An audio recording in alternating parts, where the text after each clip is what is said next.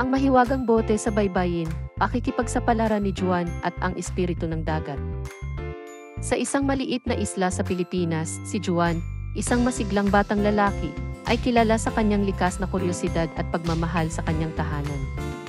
Palagi siyang naghahanap ng bagong pakikipagsapalaran sa kanyang maliit na paraiso, kung saan ang bawat sulok ay may kwento. Ang kanyang pagkahilig sa pagtuklas ng mga misteryo ay nagsimula noong siya ay bata pa. Madalas siyang maglibot sa isla upang alamin ang mga lihim na dala ng hangin at dagat, at mangalap ng mga kwentong babalik-balikan niya. Isang maaraw na hapon, habang naglalakad sa baybayin, natagpuan ni Juan ang isang lumang bote na bahagyang nakabaon sa buhanginan. Sa kanyang pag-aakalang ito ay simpleng basura, hindi niya inaasahan ang susunod na mangyayari. Sa pagkakadiskubre ng bote, napansin niyang may laman itong papel. Sa kanyang pagkamangha, ito pala ay isang mensahe mula sa espiritu ng dagat. Ang makalumang sulat at estilo ng papel ay nagpapahiwatig ng mahabang panahon ng pagkakatago nito. Habang binabasa ni Juan ang mensahe, nalaman niya na ito ay nag-aalok ng pagkakataon na humiling ng isang bagay. Ang kanyang puso ay kumabog sa posibilidad ng pagkakaroon ng isang kahilingan na maaaring magbago ng kanyang buhay. Habang nakatitig sa lumang bote, pinag-isipan ni Juan ang kanyang magiging hiling sa espiritu ng dagat. Ang kanyang pagnanais ay hindi lamang para sa sarili, kundi para rin sa kapakanan ng kanyang komunidad. Matagal siyang nagmuni-muni, tinimbang ang kanyang mga opsyon. Nagpasya si Juan na hilingin maging pinakamahusay na manlalangoy sa kanyang isla. Naniniwala siyang sa pamamagitan nito, maaari siyang maging isang mahalagang bahagi ng kanyang komunidad, lalo na sa mga panahon ng pangangailangan tulad ng pagliligtas sa dagat. Kasama ang lumang bote, naglakbay si Juan patungo sa itinuturing na sagradong lugar kung saan ayon sa alamat, maaaring matupad ang mga hiling. Ang bawat hakbang niya ay puno ng pag-asa at determinasyon, habang hinaharap ang hindi pamilyar na mga landas. Sa kanyang paglalakbay, nakatagpo si Juan ng iba't ibang mga nilalang na hindi niya inaasahang makikita. Mayroong mga makukulay na isda na nagsasalita at mga halamang dagat na kumikinang sa ilalim ng tubig, na tila mga bituin sa kalangitan. Sa kanyang pagtuklas, nakilala ni Juan ang ilang mga kakaibang nilalang na naging kaibigan niya.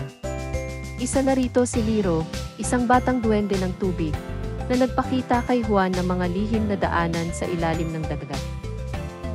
Sa kanyang paglalakbay, naharap si Juan sa iba't ibang mga hamon na sumubok sa kanyang katatagan at katalinuhan. Isa sa mga ito ay ang pagtawid sa malalim at madilim na iwid na puno ng mga nakakatakot na tunog at kakaibang mga anino. Matapos ang mahabang paglalakad, nakarating si Juan sa kinaroroonan ng espiritu ng dagat.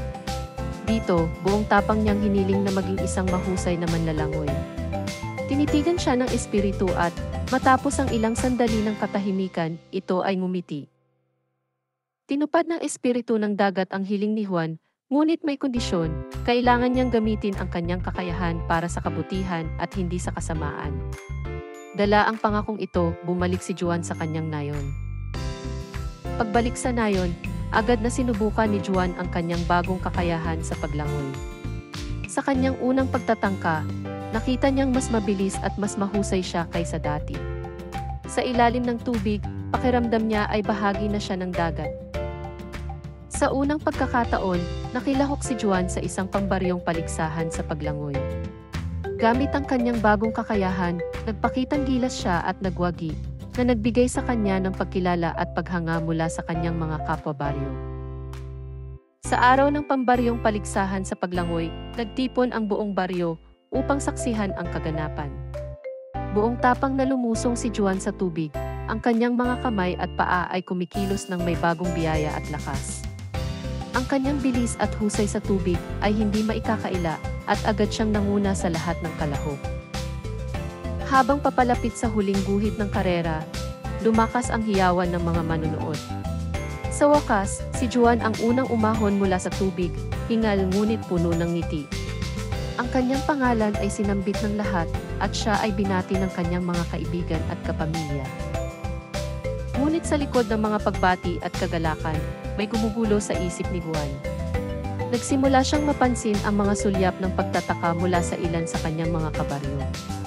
Bulong-bulungan ang umikot tungkol sa biglaang pag-angat ng kanyang kakayahan. Sa kanyang pag-uwi, kinumusta siya ng kanyang mga magulang at ilang malalapit na kaibigan. Nang tanungin siya kung paano niya natamo ang kahangahangang kakayahan sa paglangoy, napaisip si Juan. Tumimbang siya ng kanyang mga salita, nag-aalangan kung ibubunyag ang lihim na tulong mula sa espiritu ng dagat. Sa huli, napagdesisyonan ni Juan na panatilihing lihim ang pinagmulan ng kanyang kapangyarihan.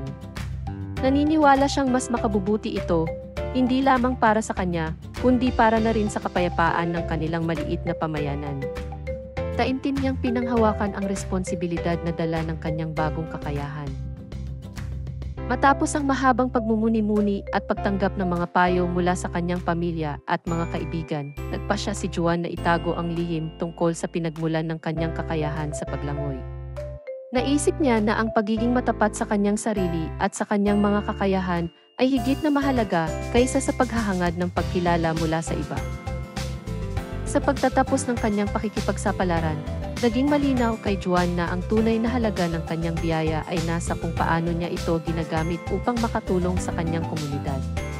Niyakap niya ang kanyang responsibilidad at pinahalagahan ang bawat oportunidad na maglingkod gamit ang kanyang natatanging kakayahan, isang paalala na ang bawat biyaya ay may kaakibat na pananagutan.